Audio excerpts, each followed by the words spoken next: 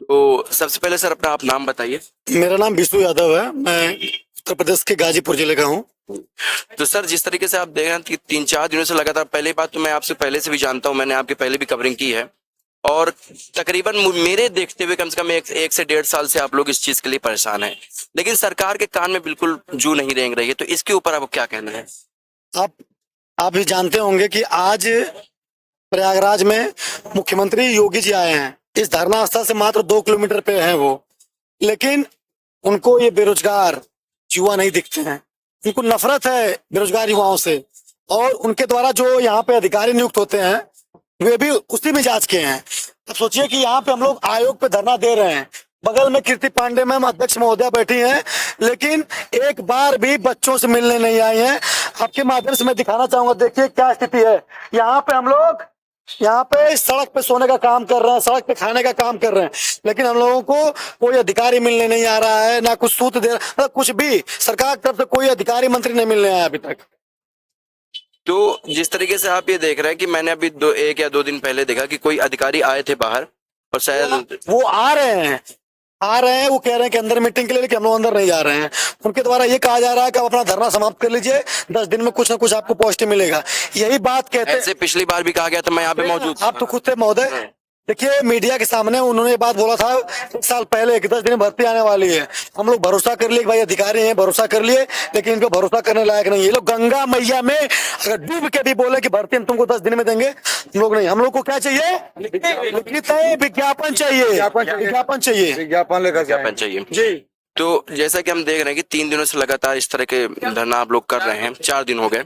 तो इसमें कौन कौन से पक्ष के लोग, या क्या, जैसे अब इलाहाबाद एक तरीके से एजुकेशन का गढ़ है, बहुत सारी बड़ी छोटी कोचिंगें हैं जो टीचर बनाने का काम करती हैं, टीचर पढ़ाने का काम करती हैं, तो उन कोचिंगों से कोई बड़े टीचर्स आपके समर्थन पे यहाँ पे आए हुए हैं?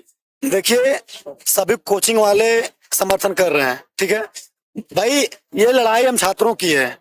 कोचिंग वाले सिर्फ ये कह सकते हैं भाई कि आप जाओ छतने धरने में बैठो, ये उससे ज्यादा वो करेंगे तो सरकार उनके भी कार्रवाई करने लगती है, ठीक है। तो ये लड़ाई अगर छात्रों की है तो छात्रों को धरना में आना चाहिए। ये लड़ाई 1-2 लोगों की नहीं है। हम इस लड़ाई को लड़ रहे हैं तो 15 लाख डीएलएड पास करके बैठे हुए हैं, टेट सीटेट पास करके बैठे हुए हैं। तो ये छात्रों को सोचना चाहिए, किसी कोचिंग के भरोसे थोड़ी होना चाहिए चीजों को।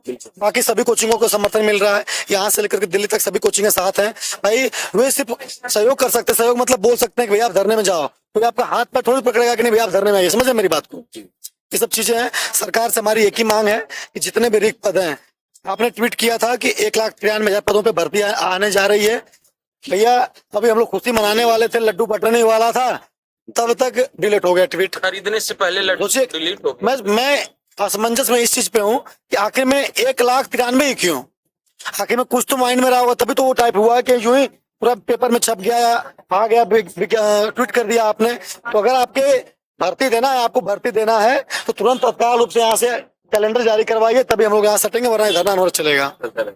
तो अभी इसका कुछ भी डेट फिक्स नहीं, कब तक चलेगा, जब तक कुछ उधर से नहीं आ जाए? हटने वाले नहीं है सर, हम लोग हटने वाले नहीं है। प्रशासन का लगातार दबाव आ रहा है, लेकिन हम लोग यहाँ सटेंगे नहीं। इन 4 दिनों में प्रशासन की तरफ से किस किस प्रकार के दबाव आए हैं? दबाव यही कि आप धरने में हट जाइए, नहीं तो मुकदमा कर दिया जाएगा, ये वो। भाई हम लोग क्या कोई अनैतिक? हाँ, अब जैसे मेरा नाम विष्णु यादव है, तो यादव से जोड़ लिए कि नहीं ये समाजवादी पार्टी का एजेंट है। मैं क्या मान लो यादव ही हूँ मैं, तो क्या यादव को भर्ती नहीं चाहिए क्या? किसी दूसरे ग्रह पे चले जाए यादव? कहाँ जाएंगे यादव बताइए?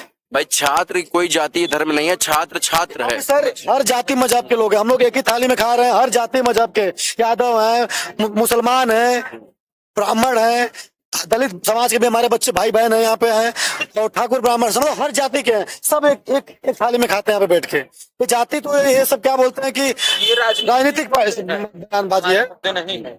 सरकार को हम कह रहे छो, अगर हम लोग को किसी पार्टी का एजेंट बता रही है, तुम अपने भाजपा पार्टी के जो जिसको लगता है कि तुम्हारे भाजपा पार्टी के हैं, जो उनको तुम नौकरी दे दो, हमको संतुष्टि मिल जाएगी।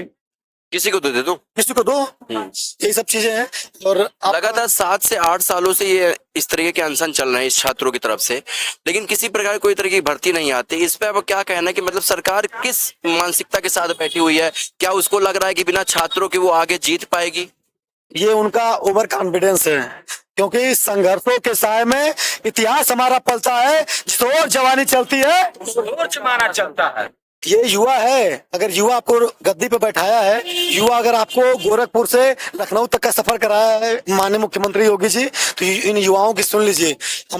हम युवा हैं, हमारे पास डिग्री है, हम लोग टेट सीटेट भी पास हैं। टेट सीटेट का मतलब यही होता है कि आप लोग जो शिक्षक का जो पात्रता बनने का हम पास हैं, लेकिन हमें विज्ञापन चाहिए, विज्ञापन हमें नहीं मिल रहा है। 7 सालों से हम लोग भर्ती की मांग कर रहे हैं महोदय, लेकिन ये सरकार लगातार हम लोग को गुमराह करने का काम कर रही है।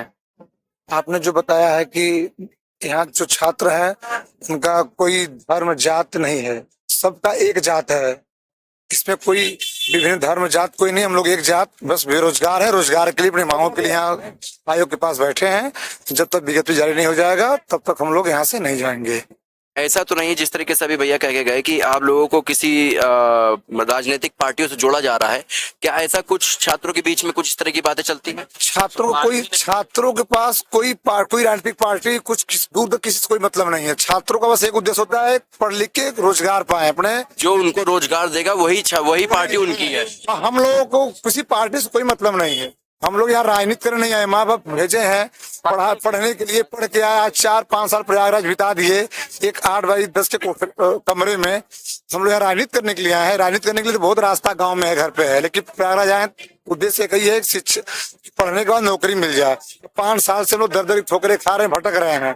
अभी तक सरकार कोई विज्ञापन जब भी घर जाते हो घर में भी लोग पूछते होंगे, गाँव मोहल्ले के लोग पूछते होंगे क्या हुआ, नौकरी की मिली कि नहीं मिली?